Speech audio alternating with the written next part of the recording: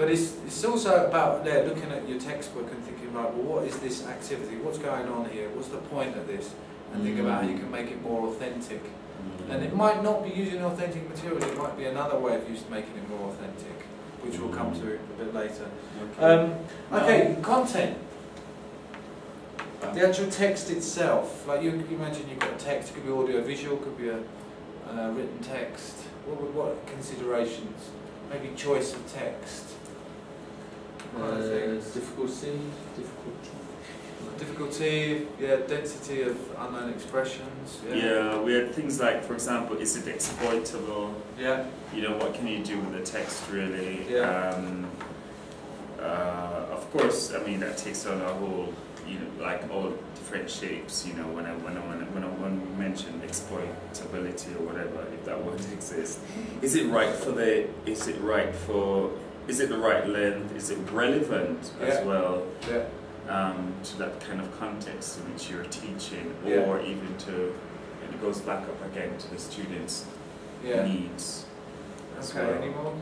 Cultural, obviously cultural references need to be considered as well. How relevant is it culturally? Text length, text density. Is it attractive to look at? You know, sometimes, you know, like giving people like I've seen it done, like 4 or 5 sheets of that are printed out from CNN. And it's just overwhelming, overpowering. So its presentation is important as well. Or maybe is it the kind of text that they will use outside the classroom? You know, this is this kind of thing that might motivate them outside the classroom. Task, this is a really big one. Michelle? Is it achievable? Michelle, we've got loads. Is the task manageable and practical in the class? If you want them to do a survey, you might not be able to do it within your classroom. Yeah. You know? Sometimes teachers try to do tasks that are far too big for the actual classroom. Is the task authentic? So there's no point in getting like a menu and then asking them to analyse the grammar, because nobody would ever do that with a menu in real life. You know? Does the task help you to achieve your objective, or what's the outcome of your task? Yeah. You know, this is something that's just not like left in the air. Yeah. You know, but what, you know, a lot of us and like is it like transferable? What can you do with it? Like, is I it just did the task transferable? in English class and that's it. Yeah. You know? But is it something that I can actually utilise? I just role play being an air student, but yeah, exactly. Yeah, I mean, obviously we talked about grading tasks for different levels. Yeah. I think, how about, and I think also tasks, you know, think about if you're doing a reading, you know, do your pre-reading, during, listening, post-listening. But also think about authentic tasks. I think we get kind of too obsessed with this model, this CELTA model, don't we? You lead in, you do your comprehension questions, then you do, discussion.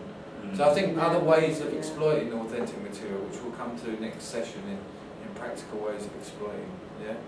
And finally, language focus, which is a big one. What would be the key things?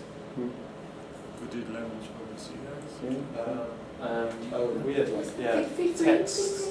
Get the language first, and then choose a text, or do you get text first and then exploit it? Good. And what about the frequency of the languages in it? How useful is it? Relevant items? Is there an ability to recycle those at a later point in the course, or are you kind of doing that from an earlier point in the course? Yeah.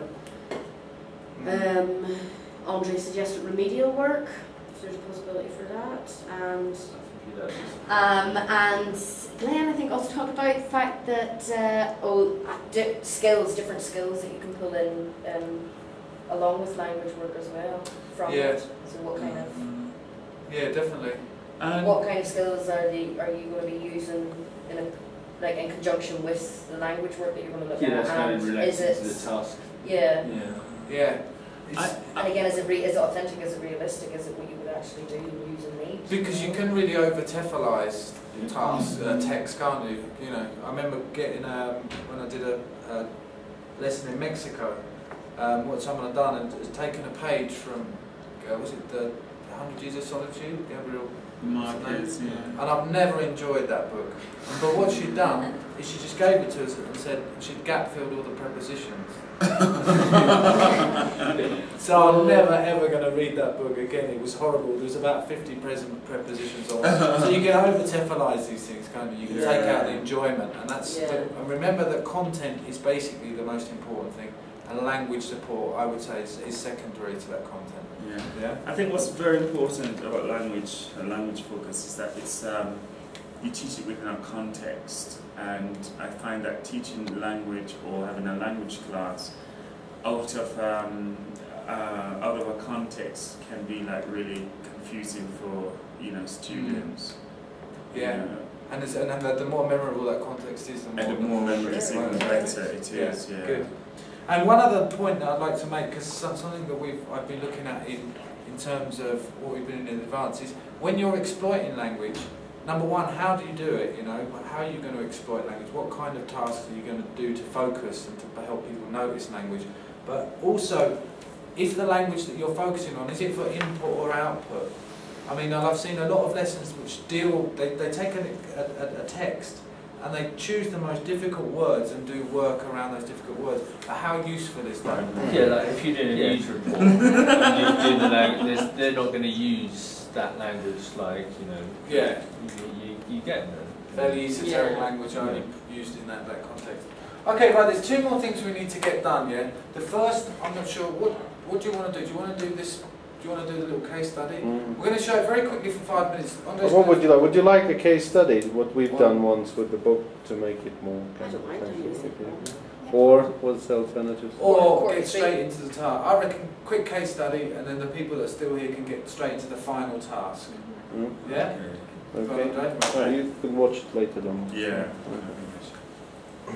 Yeah, you will. Thanks. I'll watch it later. Well, this is a case study of our attempt to balance the things you've just discussed, the language, the content, the syllabus, and student needs.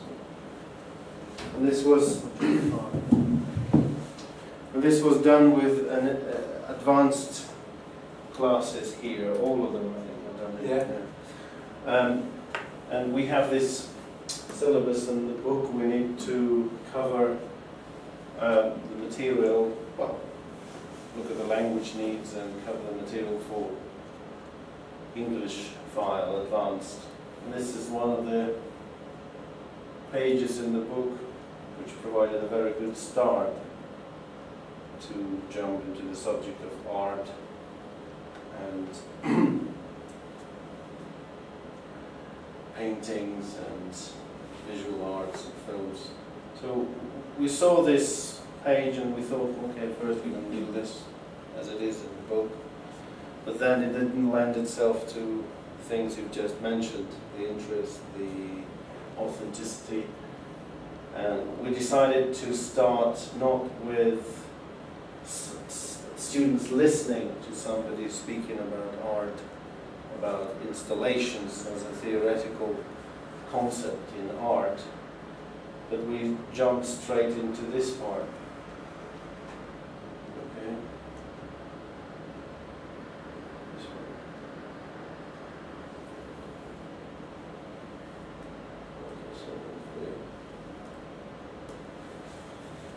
one. So would you pay to go and see any of these works of art? Why and why not? So we turned this into a task, and we recorded ourselves chatting about these works of art. Which of these are genuine works of art? This was the task they had in this section, as you saw. We decided we're going to start with this. And we made a recording of ourselves discussing it. Right, so 4 of these objects are genuine works of art. Well, I know about Tracy Emin's bed, and that was nominated for the term. And then we're discussing the works of art, we're making opinions, about what's genuine, what's not. And then we do language focus. This looks like my bedroom, to be honest. What's the language point here? If you listen to a few, can you pick I'm not sure about this. This looks like something. as you say, it looks as if it would be in your grand's flat. Looks as if, looks... So how did you go about it then? Did you focus on that because it was in the syllabus, or was that something that just came out of the conversation? Yeah, this was in the syllabus. Verbs of the senses, wasn't it? Yeah. So verbs of the senses are presented here, but they're done like this without the actual listening to snippets from somebody not doing the task, but just random sentences. But then what would you have done if the people had that conversation and they hadn't used any of that language? Is it possible to have a conversation? So we have this language when we do want to get this language in. So that's not so authentic then if you're sort of pushing. That's the question. Yeah. Well, this is the thing. I mean, but if you go into that, you're talking about theories of task-based learning, and basically the idea was that they listened to our thingamajig, our model, which was an authentic model, and then what they did then was. It wasn't authentic if you set out to have that language in there in the first place. But it wasn't premeditated. It came out while we're doing the task. So yeah. The task was not scripted. Right. We had to discuss works of art, and then we wanted to determine whether we used any of these. Yeah, and it wasn't limited to these things at all. There was seems like, looks like, so there was more language than there is here, really. Yeah.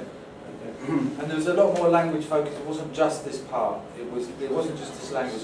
We did a lot of language focusing on more authentic language. But it's a good point. I mean, I don't want to get too far into that because you've got that idea of authenticity. Whereas the start by and begin.